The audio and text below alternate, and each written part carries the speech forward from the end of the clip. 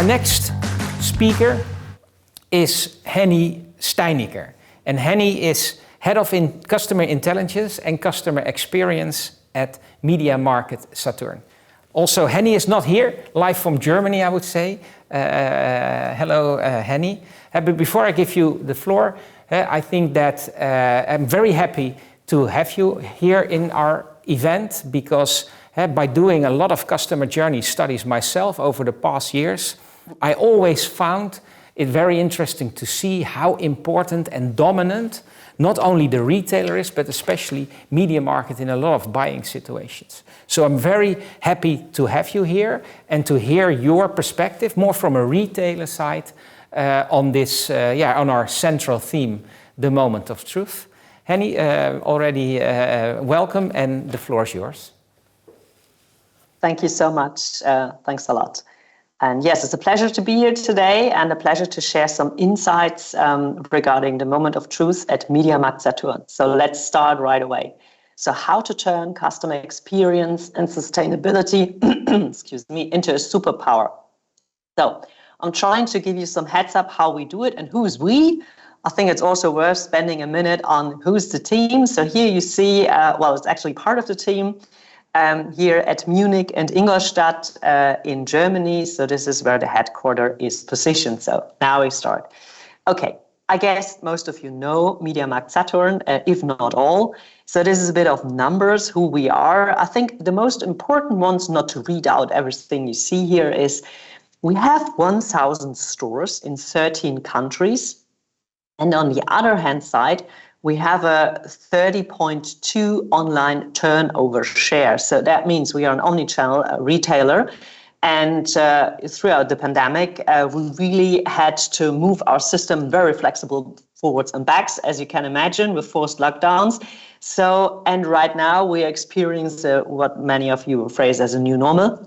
And we still see both channels are equally relevant. So I would love to give you a heads up on what we do and how we deal with customer experience in our system. So, but first of all, there's a little quiz, and this comes from a recent research,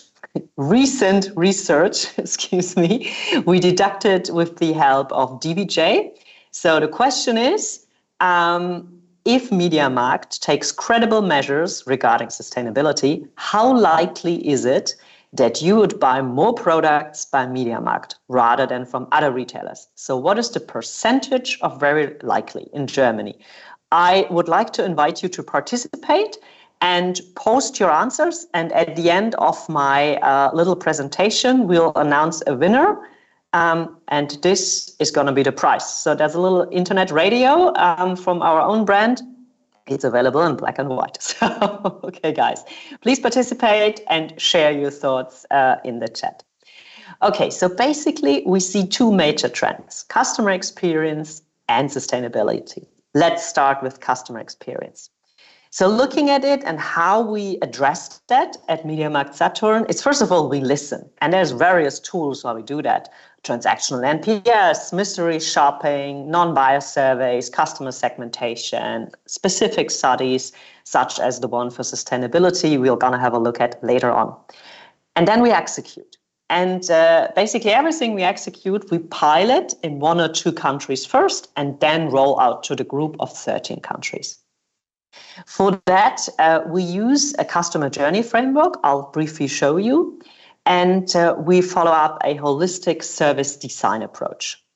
And after we did that, we track and scale what we did with test and learn. Great tool or great approach to learn about the incremental impact of any initiative.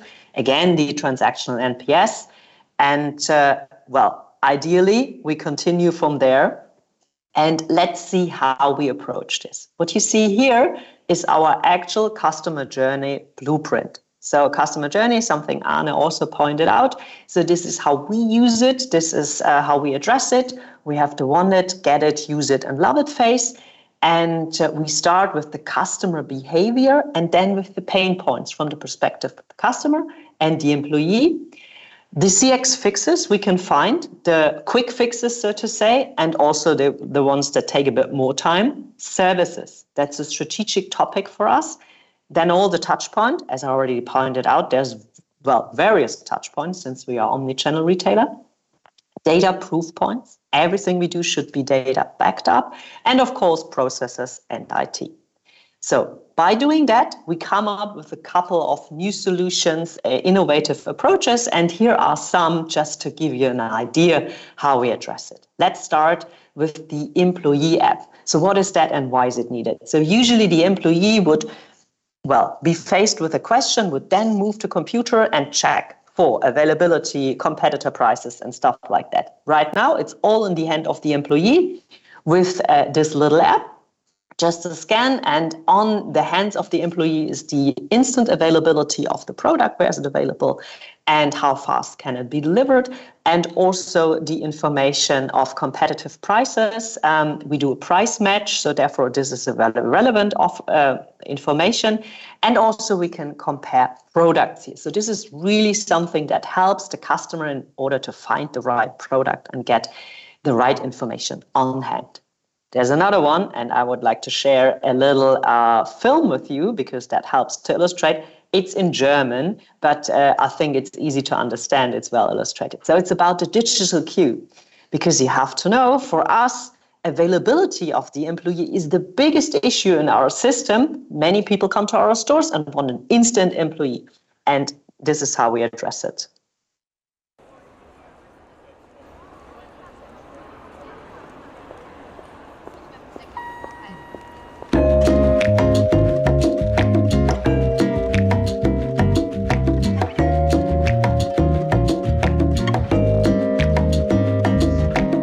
Eine Sache, die so richtig nerven kann, lange Wartezeiten. Aber da gibt es jetzt Abhilfe dank der digitalen Kundenwarteschlange.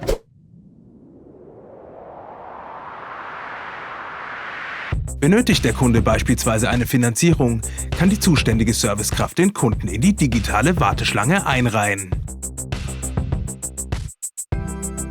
Der Kunde wird dann per SMS informiert und sieht auf dem Service-Ticket, wann und wo der entsprechende Mitarbeiter im Markt für ihn verfügbar ist. Kein langes Warten an ungemütlichen Orten mehr. Die Zeit kann jetzt effizient genutzt werden.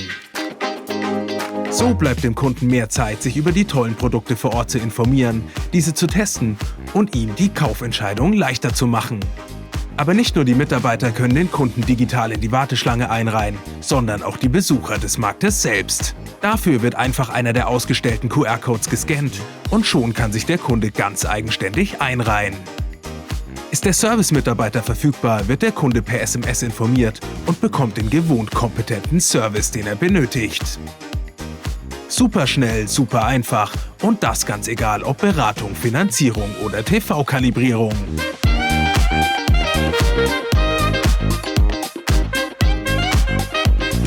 Ist der Kunde an der Reihe, wird er in Echtzeit per persönlicher Nachricht und auf den Infoscreens im Markt informiert.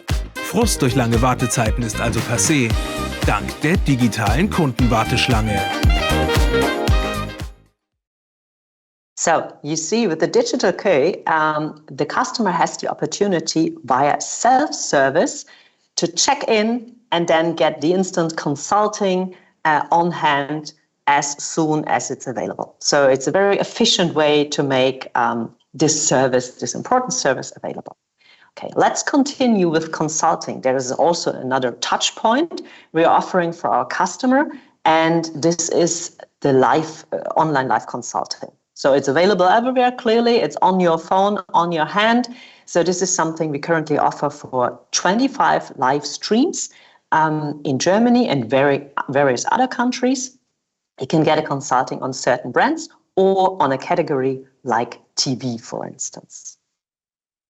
Okay, so there's one which is, I would say, one of my personal favorites. We learned that not only the possibility to purchase online and collect offline is important, but availability needs to be instant and fast. So this is why we came up with a pilot in Germany with a 30-minute pickup.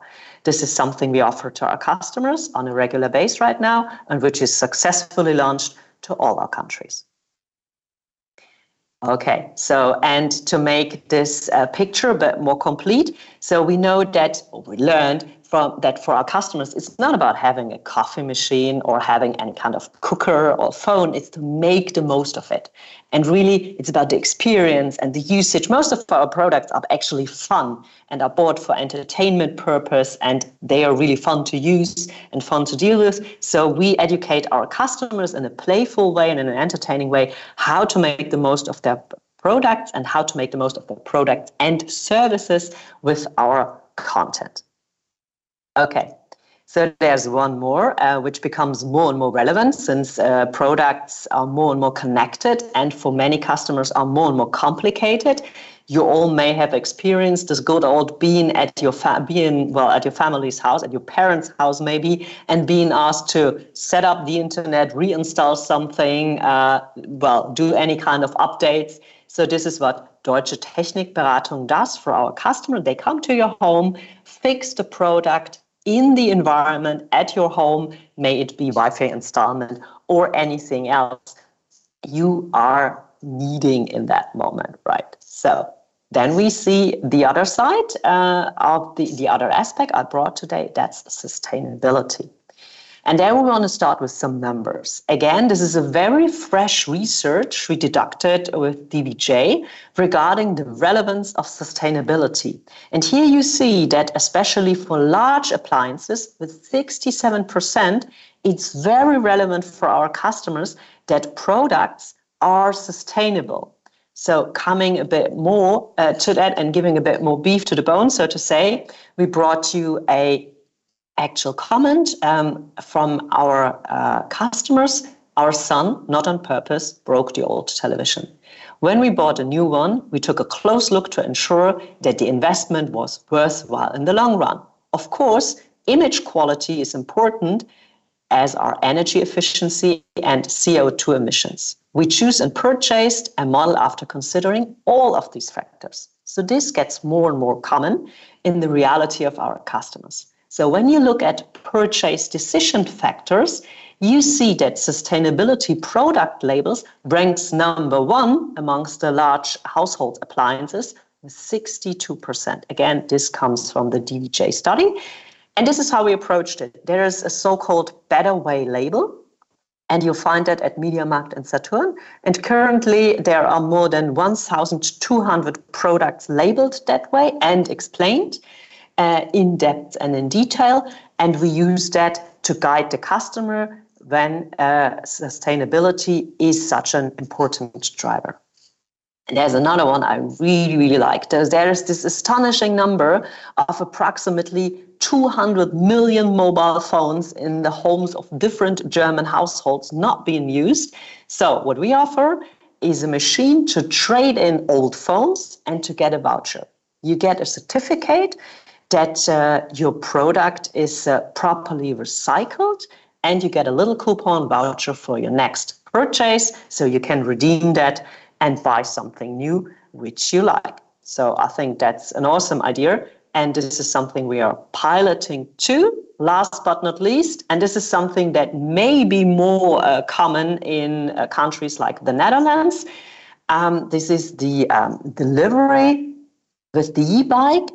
Something we are piloting in bigger cities in Germany currently, and we are taking from other countries, so to say, and see how it works. But not only do we deliver the products with e-bikes, we also offer e-bikes to our customers. They can rent and take home their products for bigger cities like Berlin and Cologne. So we'll see how that goes. If it works out successfully, we will roll it out to other countries. So summing this up, you may know the sentence, with great power comes great responsibility. And in our case, we are a huge enterprise and we really feel the responsibility.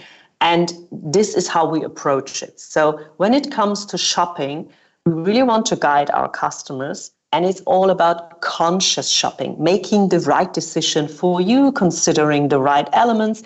May it be with the support, online, offline, digital, in-store, or a guidance of a label such as Better Way.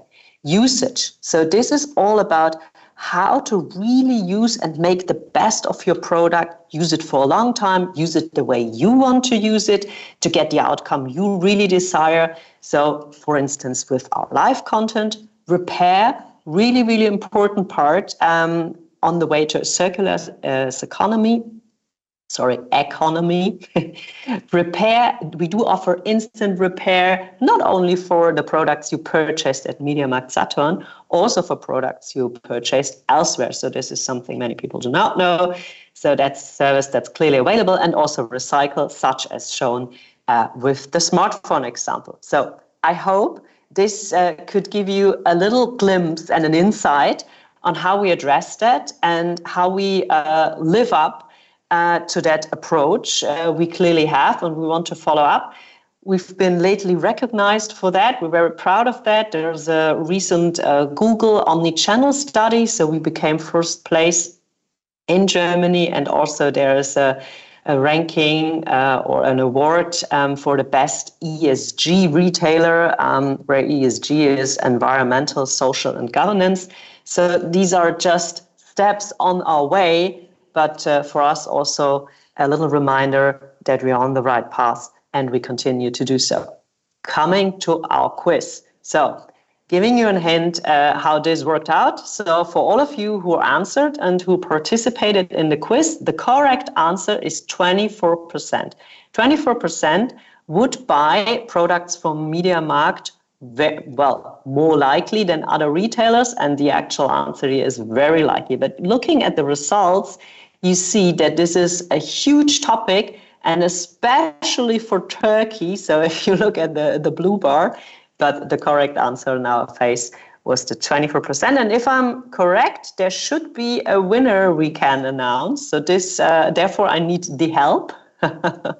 So the lucky winner is Masha. I'm sure I'll pronounce your family name wrong. So applause to you. Thank you for participating. We will get in touch and send you your prize. So thank you very much. That was it from my side. Well, thanks a lot, Henny. It was a really interesting story, and also great to see the connection with the previous story. If I look at what has been presented by Arne in his TCQ approach, basically starting with an audit. Your matrix or the slide that you presented is more or less an audit as well. And the question I had when I was listening to that is, if you fill in that matrix and find all these important moments, how do you decide which is the most relevant one? The ones that you explained, but what is actually the idea behind it, and how do you come to decide the relevancy of it? And the second question related to that is, where do you find inspiration to fix that? Because what I see is you audit them, you select the ones that needs upgrading or needs improvement, and then, but how do you find the inspiration for where to find those solutions? Thank you for the question. I'll start with the inspiration. So clearly there's an internal approach for inspiration. So since we have 13 countries, so our first step is always to look what are benchmark cases from our own universe of MediaMarktSaturn. So in many cases, the Dutch colleagues, the Spanish colleagues, the Turkish colleagues, the Polish colleagues, someone already has a great solution. If that's not the case, and simultaneously, we check for benchmarks externally. So in our case, it's you have to understand that our biggest competitors are platforms, marketplaces. So a lot of innovation comes from marketplaces such as Amazon, Trendyol in, not only in Turkey right now, they are launching Trendyol in multiple countries, or eMAG, to name a few, just to give you an idea. But also what we do is we look beyond the good old own competition, so to say.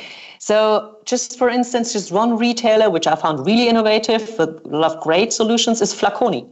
Total different assortment, but again, a very innovative retailer when it comes to, because they're doing perfumes and cosmetics. So a lot of great solution when it comes to CX, but also Klarna, total different field of business, a lot of innovative solutions. So basically we look at innovators and they may be found in consumer electronics, a lot of online pure players here to say, also Coolblue. We are closely watching that, right? It's a strong Dutch competitor. And so this is where we take our inspiration from, basically. Yeah, sorry. Sorry to interrupt you, but that also leads me to one of the questions that was asked by someone listening, Elise. You mentioned a couple of innovations that started in Germany. Is that your normal way of doing things? Launch something in one market and then translate it to other markets, or is it it's immediately rolled out across all the markets? No. So usually we have 1, 2, 3 pilot markets. So Germany is a very big pilot market in our universe.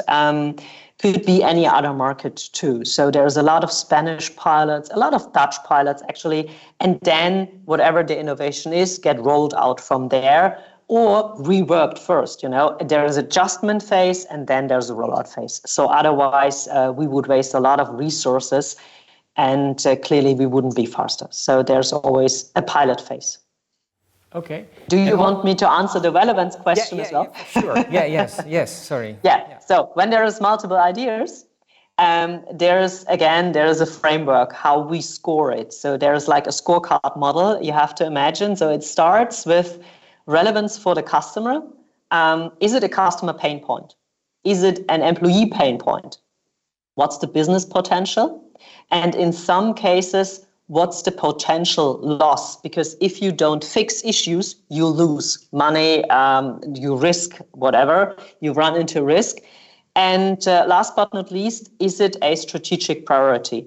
So there's a ranking amongst those. They have a factor behind, and this is how we rank each and every CX innovation. Okay.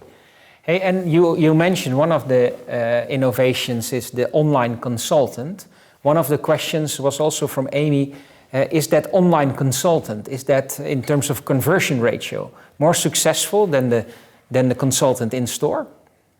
It's a very good question. There is no clear yes and no question because, as I said, there are very different approaches. Sometimes these consultants are from the brands, Samsung, Apple, whatsoever. And sometimes these are our own consultants. And they give you a, so to say, brand neutral consultancy on a certain category such as TV or, let's say, floor cleaning. So naturally, the conversion rate of anything real life, really facing, is higher than the online, generally speaking. So if that answers your question. So people on the floor are still very, very successful. Hey, and I believe so. But what I also thought when you were talking about these moments of truth, so they're really clear moments of truth for you as a retailer, but they're also linked to the moments of truth of brands. And especially when it comes to sustainability, I understand that you do a lot of things to improve that. But do you also include brands in there? So, for example, if brands are not following a sustainable way of working, are you then willing to not distribute those products or give them less attention in store? Or is that not relevant when you talk about sustainability? We already did that. I don't know the English term for that, but the German term is freiwillige Selbstverpflichtung. So there is a contract we signed and where we agreed with our industry partners on certain terms and conditions, and those industry partners and brands are not willing to follow this code of conduct, we will delist. So actually, this is something we already do. But this is an approach we follow up together with the brands, really. So, okay. Short answer, yes. Yeah. Well, thanks again. Thanks again for this fantastic presentation and the perspective from the retailer and not the most dominant retailer in your category. So again, thanks a lot.